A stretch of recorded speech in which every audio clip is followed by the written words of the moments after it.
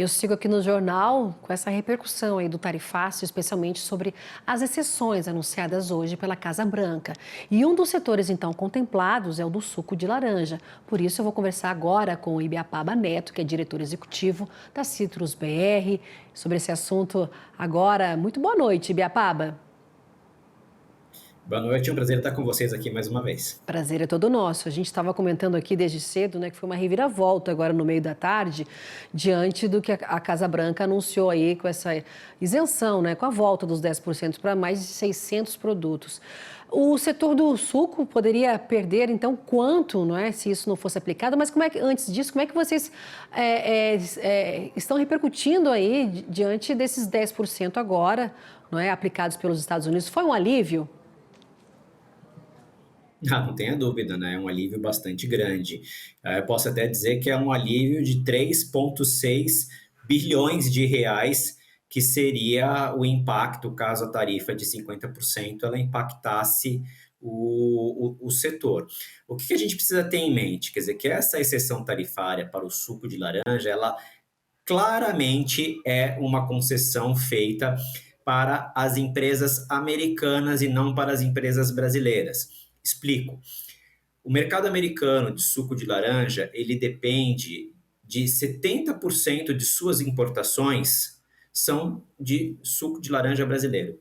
E 56% do consumo também vem do suco de laranja brasileiro. Então, no final das contas, essa exceção tarifária, ela protege principalmente as empresas americanas, mas obviamente, como principais fornecedores, a gente pega carona e aceita, obviamente, de muito bom grado essa exceção. É, uma exceção, como você falou, não é para ajudar aí as empresas americanas, não é? Mas a carona ela é muito bem-vinda, porque até então, você falou, poderia ter esse impacto aí de quase 4 bilhões aí de reais, né? Anotei aqui, 3,6 bilhões de reais, quase 4 bilhões de reais, seria um impacto muito grande para a nossa cadeia aqui, a cadeia no cinturão citrícola, falando nele, né? Porque como é que está agora? Seria para essa próxima safra que está sendo colhida? Exatamente, essa era a nossa principal preocupação, porque a gente está com uma safra muito no começo. A safra, a colheita, ela atrasou um pouco esse ano por questões climáticas, então ela começou ali em meados de junho, a gente está no final de julho, então, portanto, nem ainda completou o segundo mês de colheita, e essa é uma colheita que ela vai até fevereiro. São três grandes grupos de variedades: as variedades precoces, depois vem as variedades meia estação, e depois as variedades tardias. E o que acontece? Sem o mercado americano, a gente teria um buraco de 85 milhões de caixas que ficariam sem destino. E isso criaria um ambiente de super oferta no setor que seria péssimo para todo mundo, péssimo para as indústrias, péssimo para o produtor e, obviamente, péssimo também para as empresas americanas que ficariam sem esse fornecimento. Então, no final das contas, acho que é uma solução caseira que os americanos encontraram de colocar a exceção para o suco de laranja para que esse mercado continuasse de pé nos Estados Unidos e evitasse, inclusive, outros problemas como desabastecimento e inflação. É, Ibiapaba, porque eles dependem muito aqui do nosso produto brasileiro, né, do nosso suco de laranja. Agora eu te pergunto, nesse período então, desde o dia 9 de julho, quando Donald Trump ele anunciou essa super tarifa de 50%, lá em 9 de julho, até hoje, aqui a gente está em 30 de julho, depois desse anúncio, vocês tiveram o impacto em relação a contratos, possivelmente, fala pra gente, alguns cancelados ou não? Bem, o que aconteceu no mercado nesse período foi um certo compasso de espera. Então, o setor ele continuou recebendo as frutas no portão de fábrica, no mercado spot, normalmente assim como as frutas que já estavam em contratos vigentes. O que ficou suspenso nesse período? Novos contratos, justamente porque estava se esperando justamente este momento do anúncio das tarifas para saber quais seriam as regras, para saber, enfim, para quem que se aplicaria, se teria ou não exceção. Então, nesse sentido, acho que o setor foi extremamente responsável, sem criar nenhum tipo de alarde, sem criar pânico, sem criar desespero. O posicionamento da Citrus BR sempre foi no sentido de esperar o anúncio e, felizmente, a gente estava certo. Obviamente, a gente não sabia que estaria dentro da lista de exceção, mas a gente tinha a perspectiva de que haveria alguns esclarecimentos que seriam importantes. Então, acho que a maturidade desse mercado falou mais alto nesse período. E, Paba, você colocando aí em relação ao que foi um anúncio aí para ajudar, em específico aí que o Brasil pegou carona, mas em ajudar aí as empresas americanas, mas nessas negociações que o Brasil, que deve continuar agora, porque nós temos produtos que vão sofrer os 50%, mas as negociações, né, do vice-presidente nesse comitê interministerial que ouviu todos os setores aqui, que a gente viu esse grupo de parlamentares lá fora conversando com parlamentares americanos.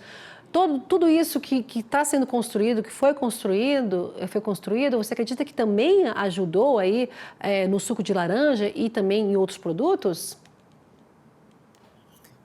Olha, eu não tenho condições de fazer juízo de valor sobre quais foram os motivos que levaram a administração do governo Trump colocar suas exceções. Mas, assim, no caso do suco de laranja, que é o setor que eu represento, para a gente é muito claro que existe uma interdependência. O Brasil ele depende dos Estados Unidos, que representa 42% do mercado, e a gente representa 56% do consumo deles. Então, assim, faria sentido uma exceção tarifária.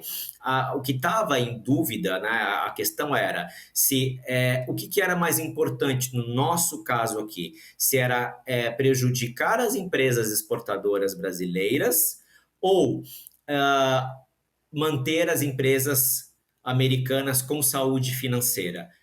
Ao que tudo indica, o que o governo Trump optou foi por manter a saúde financeira das empresas americanas, mesmo que isso significasse uma exceção para os exportadores brasileiros. Agora, a questão da diplomacia, das conversas, tudo isso é importante, nós sempre levamos para o governo o nosso ponto de vista de que era necessária a diplomacia, pelo que a gente pelo que a gente tem visto agora nas notícias da mídia, no dia de hoje mesmo, essas negociações elas têm realmente escalado um pouco mais, indo para níveis mais altos do governo brasileiro, e a gente espera que em algum momento tudo se acalme, até porque ainda existe um ambiente de incerteza. Neste momento nós estamos fora e a gente pretende ficar assim, mas tudo depende também desse ambiente político, que quanto pior for, pior para todo mundo. E, Biapaba, para a gente encerrar, então, você falando em relação à colheita que vai até fevereiro, vamos lá, a previsão aí para essa safra.